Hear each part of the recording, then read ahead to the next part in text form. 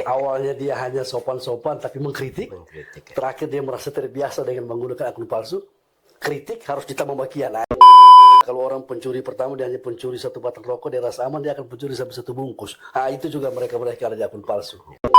Kadang-kadang minta maaf Pak Joni, di masyarakat kan habis pemilu, KPU kerja apa? Sonde, santai ngobrol demokrasi.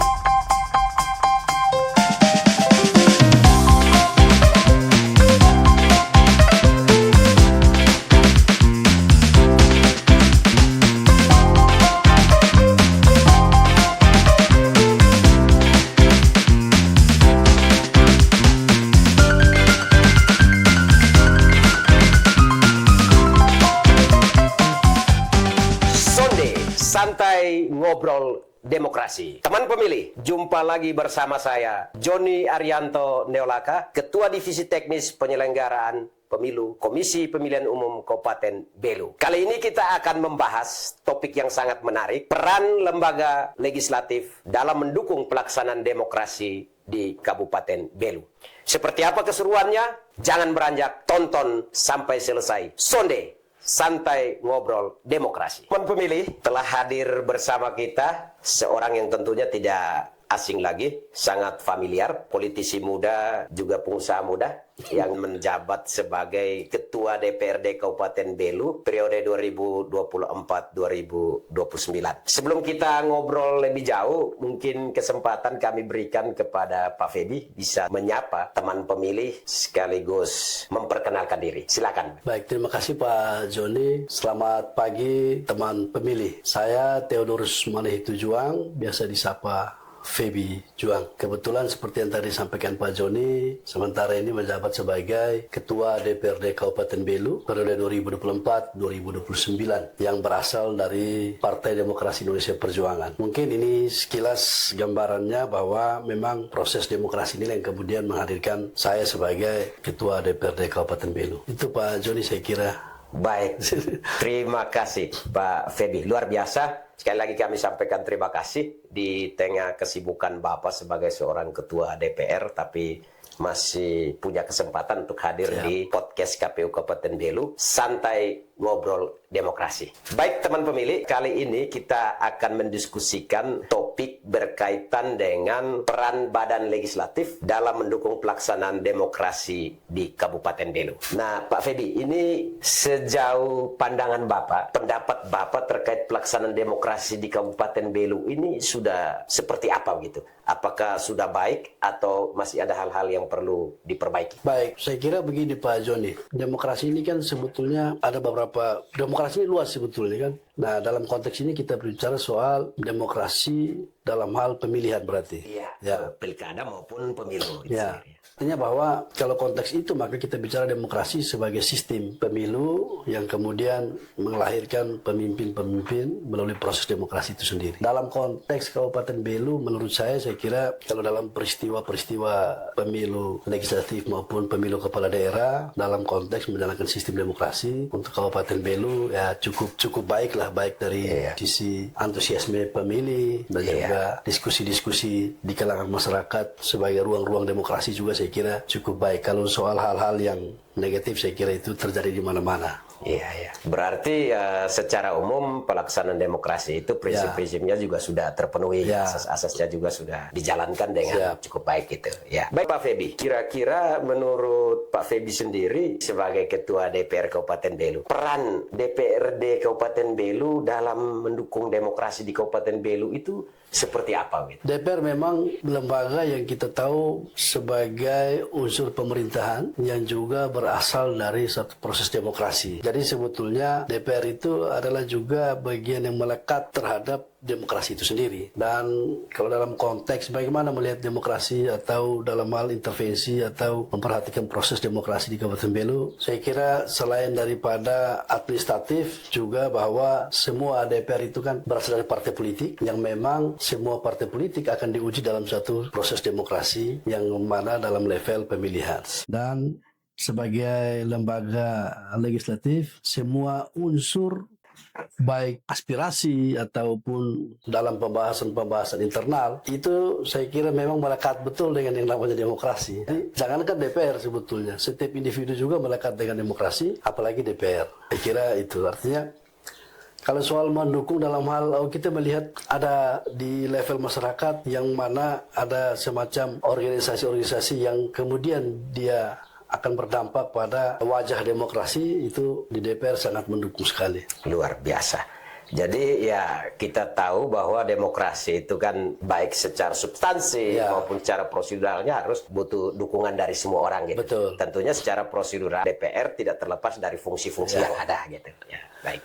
Baik, Pak Feby, kira-kira menurut pandangan Bapak, demokrasi yang ideal itu seperti apa? Ya, sebetulnya kalau kita bicara ideal ini kan banyak konteks, Pak Joni. Dalam konteks apa sebetulnya? Kalau dalam konteks pemilihan pun kita coba memilah. Dalam konteks pemilihan legislatif atau pemilihan kepala daerah dan juga pemilihan nasional, yang dalam hal ini presiden dan DPD. Nah, tapi kalau kita dalam konteks kabupaten, saya kira kita lihat lebih pada proses pilkada dan juga pemilu daerah. Kira itu ya.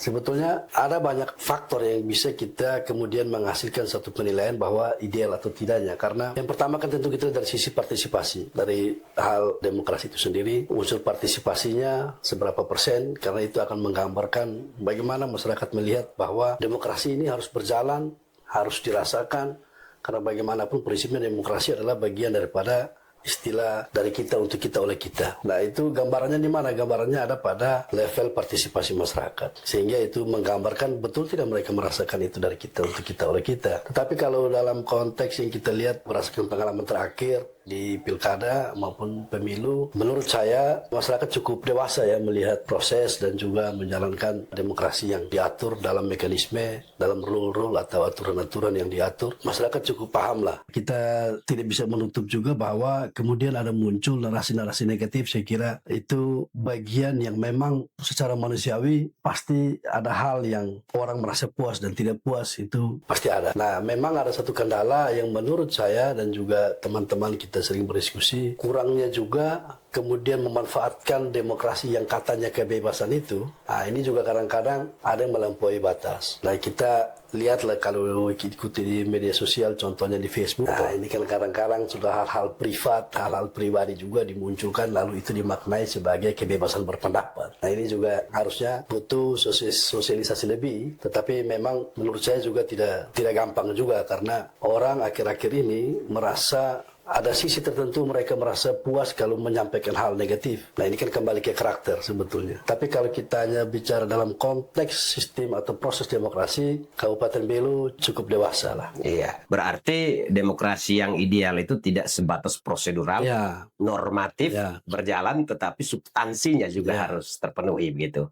Ya, di dalamnya ada prinsip-prinsip dan asas-asas tentunya. Ya. Lalu menurut Pak Feby sendiri, urusan demokrasi elektoral ini kan bukan jadi tanggung jawab dari penyelenggara saja gitu, tetapi butuh keterlibatan semua pihak. Nah, kira-kira bentuk dukungan DPR terhadap kerja-kerja penyelenggara, khususnya KPU itu sendiri, seperti apa?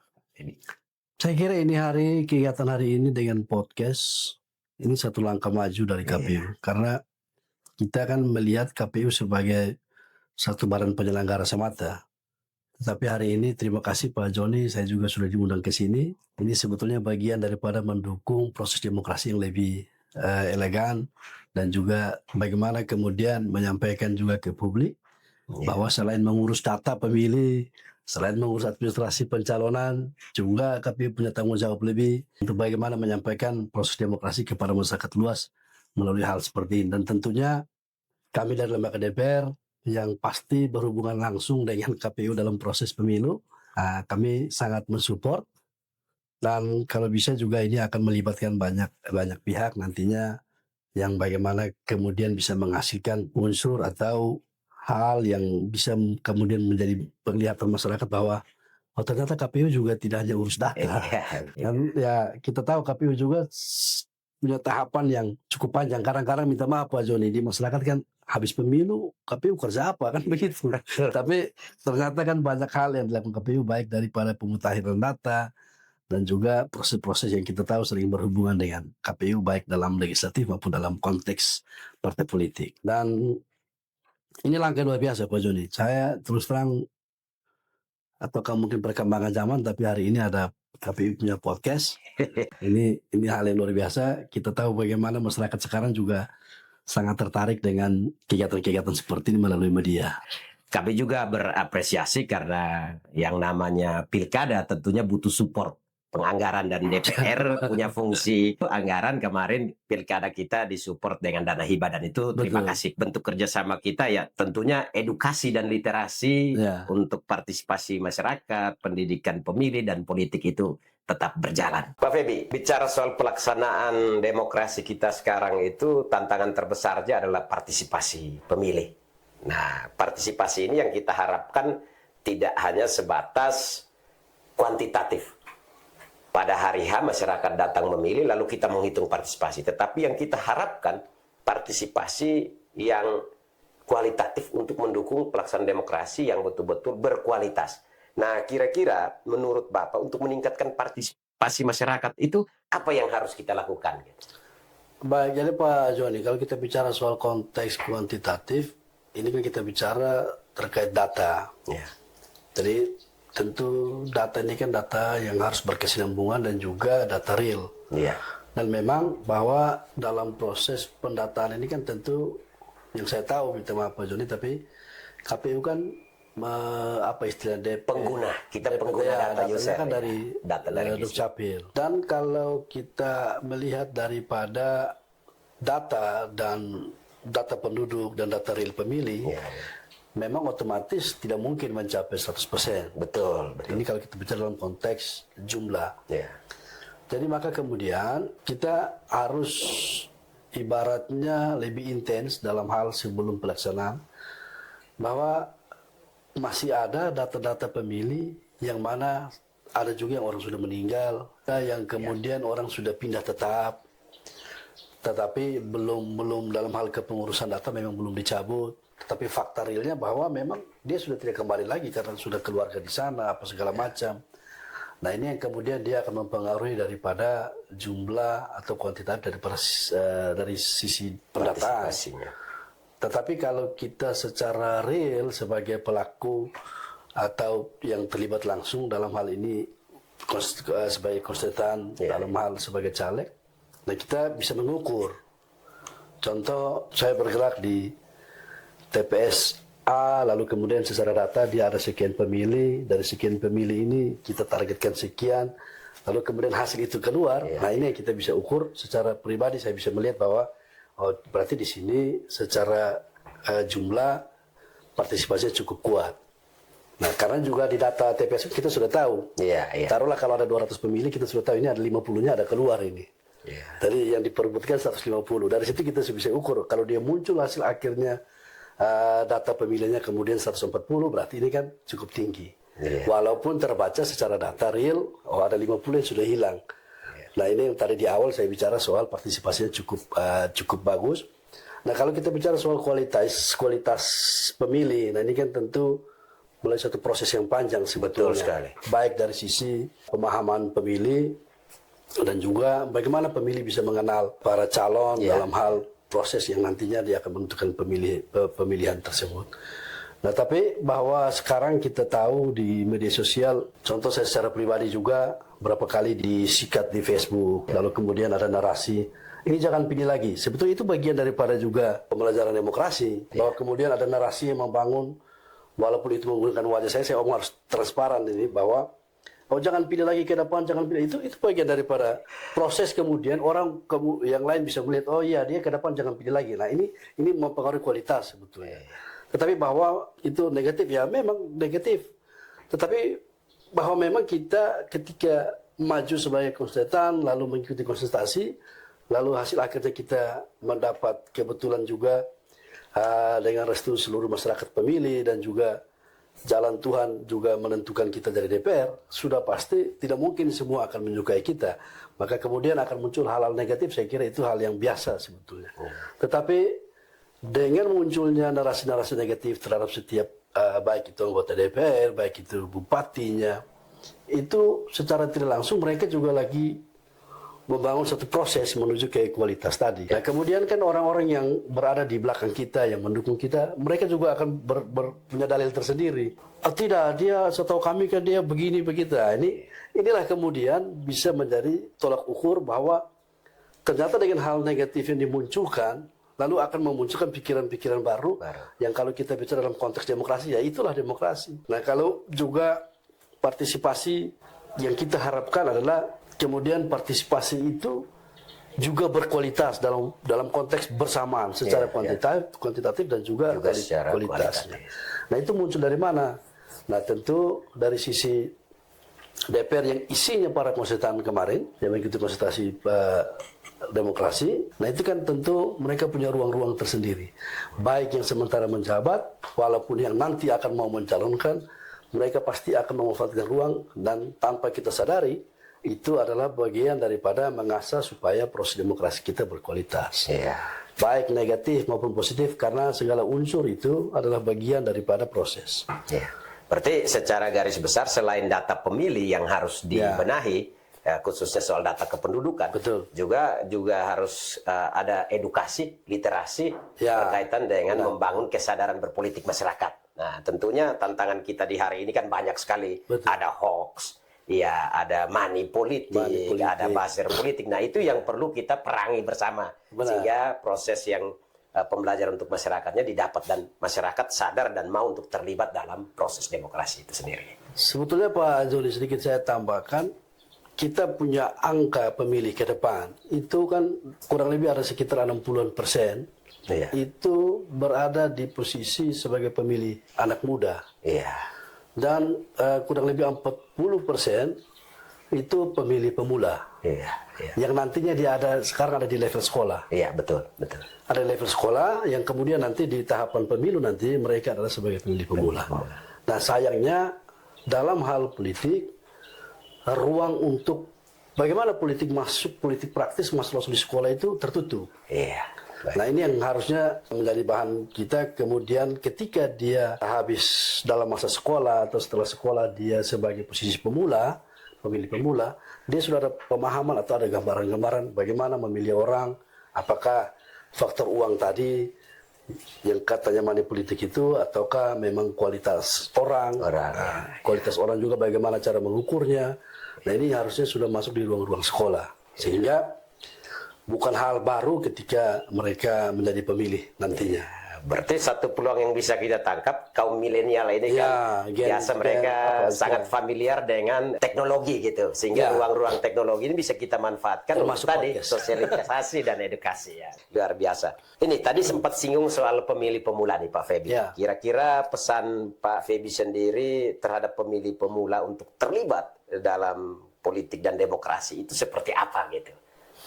Ya, memang anak-anak muda apalagi kaum Gen Z ini kan melihat politik ini sesuatu yang berat untuk mereka diskusikan, bahwa tanggapan mereka adalah politik ini di luar diskusi-diskusi mereka seperti itu.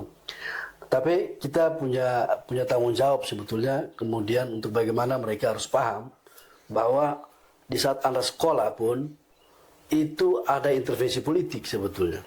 Apapun, baik dari segi kurikulumnya, bahkan sampai uang sekolah itu bagian daripada keputusan atau kebijakan politik sebenarnya. Dan ini kemudian mereka ada ruang lebih untuk bagaimana bisa mengeksplor mereka punya diri, itu juga bagian daripada kebijakan politik. Kita ambil contoh bahwa kemudian Bupati membuat satu event untuk bagaimana anak-anak sekolah bisa tampil, itu adalah kebijakan. Kebijakan itu adalah kebijakan politik. Nah, ini yang harus mereka sadari bahwa kemudian ketika mereka mempunyai hak sebagai pemilih, mereka harus berpikir, oh, kita butuh pemimpin yang bisa membuka ruang kebijakan untuk kita ada tempat untuk ini, untuk itu. Nah, itu paling tidak harus menjadi dasar pemikiran mereka. Dan juga sebetulnya pemilih pemula ini paling rentan terhadap money politik. Karena apa? Karena memang mereka beranggapan bahwa politik itu sesuatu yang berat, yang kalau kita bicara secara normatif atau formal mereka tidak bisa terima, tidak masuk dalam ruang mereka. Nah, itu yang kemudian akhirnya dimanfaatkan oleh senior mereka. Contohlah dalam pergaulan kan tentu ada istilahnya kakak-kakak. Ya. Nah ini yang kemudian nanti dimanfaatkan oleh para konsultan atau para politisi yang akan bertarung. Ya. Jadi dia nanti hanya akan mengakomodir, saya punya adik-adik ini ada 10 orang, sudah bayar berapa? Nah ini yang nanti akan masuk kalau literasi kita kurang terhadap anak-anak sekolah. Yang Ini kita tantangan harapkan tentunya Ya. mereka bisa menjadi pemilih-pemilih yang cerdas kan Ya. sebagai kaum milenial, generasi penerus bangsa ke depannya. Baik Pak Febi, kita lanjutkan diskusi kita di kesempatan kali ini. Dalam pelaksanaan demokrasi tentunya banyak tantangan gitu. Kira-kira untuk menjaga demokrasi yang sehat di Kabupaten Belu itu sendiri, kira-kira harus seperti apa? Gitu? Dalam konteks menjaga sebetulnya kita butuh seluruh elemen. Ya. Jadi bukan hanya DPR dan juga KPU sebagai penyelenggara demokrasi, kita butuh banyak ruang sebetulnya, baik dari pemerintah dengan tatanannya dan juga dari pendidikan di tingkat-tingkat sekolah, kampus-kampus. Nah, demokrasi yang harus kita jaga paling pertama adalah soal bagaimana etis demokrasi itu sendiri. Dalam hal kebebasan tentu kita paham kalau kita secara harfiah mengartikan demokrasi, memang dia mengatur soal kebebasan. Tetapi tentu kebebasan yang dia maksud juga bukan kebebasan yang brutal, saya kira. Apalagi kita tahu kita berada di negara yang sangat menjunjung tinggi hukum dan juga etik ketimuran kita. Tadi yang seharusnya juga menjadi satu bahan pembelajaran atau dialektika di masyarakat dan juga bahan literasi untuk kemudian memberikan pemahaman terhadap masyarakat sampai level yang sampai bawah, yaitu di kalangan pemilih pemula. Dan artinya bahwa dalam menyampaikan kebebasan berpendapat itu ada rule atau ada ruang yang sebetulnya bukan tertulis pun, tetapi secara karakteristik setiap manusia dia harus tahu bahwa ini etiknya sudah sampai di sini. Nah ini memang tidak gampang, tetapi bahwa sesuatu harapan yang baik tentu kita harus berupaya. Dan saya yakin bahwa dengan situasi kondisi Kabupaten Belu hari ini, melihat daripada situasi konsentrasi pilkada kali lalu dibanding dengan hari ini ada semacam perubahan karakteristik menurut saya melalui media yang kita lihat.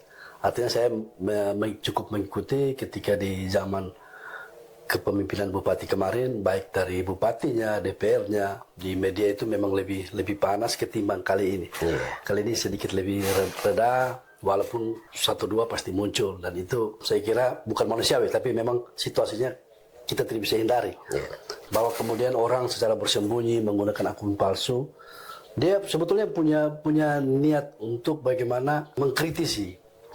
Tetapi karena dia entahlah mungkin dalam posisi yang dia merasa dia tidak perlu nampak lalu menggunakan akun palsu, akhirnya kebebasan menggunakan akun palsu itu yang awalnya dia hanya sopan-sopan tapi mengkritik, terakhir dia merasa terbiasa dengan menggunakan akun palsu, kritik harus ditambah makian. Nah ini kadang-kadang hal yang secara manusiawi kita merasa nyaman, merasa aman. Kita contohlah kalau orang pencuri pertama dia hanya pencuri 1 batang rokok, dia rasa aman, dia akan pencuri sampai 1 bungkus. Nah itu juga mereka ada di akun palsu. Jadi tetapi bahwa menurut saya itu juga bagian dari kemudian orang lain yang membaca itu merasa bahwa ini tidak benar, ini sudah kurang ajar. Nah itulah yang kemudian berakibat positif buat orang lain yang menilai ini tidak wajar. Itu bagian daripada, menurut saya bagian daripada muncul kemudian kita bisa katakan itu sebagai pendidikan buat orang lain yang dia punya etika, yang dia tahu secara etis, lalu dia menilai bahwa postingan ini kurang ajar, tidak benar, itulah positif buat dia, buat yang lain yang tadi menjunjung tinggi etis itu. Tapi kemudian di sisi yang lain bahwa mereka punya karakteristik yang negatif sama, ya tentu kita tahu mana ada yang sempurna. Tetapi bagi saya segala ruang apapun ketika kita gunakan untuk hal negatif pasti ada penilaian positif. Jadi ini memang sudah hukum alamnya.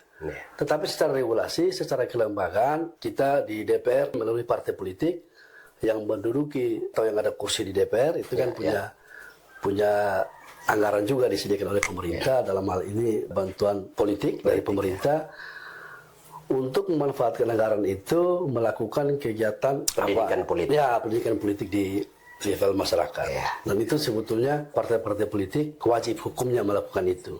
Dan ini kebetulan Pak Joni untuk tahun ini kami rencana beberapa titik kegiatan itu kami minta bantuan dari KPU juga untuk Luar biasa. sama-sama dengan Ya. kami. Luar biasa. Mungkin itu sementara Pak. Baik, jadi kurang lebih butuh sinergisitas dari semua pihak. Ya. Gitu. Dan kita harapkan kita melihat kearifan lokal kita yang ada. Siap. Etika itu dikedepankan. Ya. Politik yang santun dan beretika sesuai dengan budaya kita, hak neter hak taek, saling Ya, menghormati betul. dan menghargai. Baik. Berikutnya Pak Feby, kira-kira sebagai ketua DPR nih dalam satu lembaga, tentunya lembaga legislatif punya fungsinya masing-masing. Seberapa penting itu pendidikan politik bagi masyarakat di Kabupaten Belu? Kira-kira dari DPR sendiri melihat itu seperti apa? Baik, tentu saya sebagai pribadi juga sebagai kelembagaan dan juga sebagai kebetulan saya juga sementara ini dipercaya menjadi ketua partai politik. Ini bagian yang paling penting sebetulnya. Karena pendidikan politik itu bukan soal bagaimana kita menerapkan aturan politik atau dalam hal proses politiknya. Tetapi bahwa dia harus melekat di setiap individu yang mempunyai hak politik, sehingga ketika dia menggunakan hak politik itu akan melahirkan pemimpin-pemimpin yang berkualitas. Jadi bagaimana kemudian kita bisa mengatakan, oh ini orang-orang melek politik? Ya tentu setiap lembaga punya jalur atau jaringannya masing-masing, yang mana kita tahu bahwa kalau contoh di partai politik kita punya semangat untuk mengedukasikan itu. Edukasi. Terus. Sehingga apa? Sehingga kemudian kita bertarung nanti di konsultasi, itu ada faktor yang kemudian setelah kita memberikan pendidikan politik kepada masyarakat, ada faktor positifnya. Bahwa kemudian orang memilih kita, oh memang waktu dulu kemarin-kemarin dalam konteks pembelajaran atau diskusi-diskusi politik, mereka sudah memiliki pemahaman. Tujuan akhirnya bahwa harus menghasilkan pemimpin yang berkualitas dengan cara tidak melek politik. Nah itu bagaimana? Ya tentu kalau memang orang yang tidak melek politik, ya dia kan tidak berpikir panjang lebar, Pak. Kasih saya berapa, beres. Kok begitu? Tapi kalau orang sudah paham betul, karena efeknya, kenapa harus paham? Karena memang menghasilkan pemimpin, karena untuk akan lahirnya kebijakan-kebijakan nantinya. Jadi ini yang bagaimana kalau pendidikan politik itu kita bukan hanya sekedar menyampaikan, oh nanti kau harus pilih orang begini, begitu, tidak. Harus ada ujungnya kita sampaikan. Kenapa harus memilih orang, contohnya harus pilih orang jangan karena uang. Nah ini kalau kita harus jelaskan. Kenapa harus pilih orang yang begini, yang begitu ya. Kita harus sampai pada bisa menjelaskan bahwa kalau kau pilih begini nantinya begini. Nah saya kira ke depan yang namanya konsultasi tentu ada berbagai macam cara. Ada yang mau pakai uang, ada pakai barang, itu ya pasti kebebasan tiap orang kita juga tidak batasi. Tetapi bahwa kita punya tanggung jawab untuk kemudian melahirkan, jangankan pemimpin, tapi pemilih juga harus paham soal bagaimana menggunakan hak politiknya. Artinya pendidikan politik itu sangat penting. Sangat penting. Yang pertama kita harus membangun kesadaran masyarakat. Karena secara teoris kita manusia terlahir sebagai seorang politikon ya Pak. Makhluk yang sebenarnya makhluk politik gitu. Sehingga mereka terlibat dalam proses politik tidak saja di saat pelaksanaannya, tapi pasca proses itu selesai juga mereka terlibat gitu ya. Baik Pak Feby, ini sedikit nih saya pikir mungkin hal yang menarik yang perlu masyarakat tahu juga. Kita tahu kemarin dalam pelaksanaan pemilihan kepala daerah, bupati dan wakil bupati Belu tahun 2024 kemarin itu berakhir di MK. Nah kira-kira evaluasi singkat dari DPR terhadap proses MK itu sendiri seperti apa? Jadi baik Pak Joni, saya kira ini hal yang perlu kita diskusikan secara terbuka sebetulnya. Nah ini soal kemudian kita bicara di awal tadi atau sebelumnya terkait bagaimana melek politik.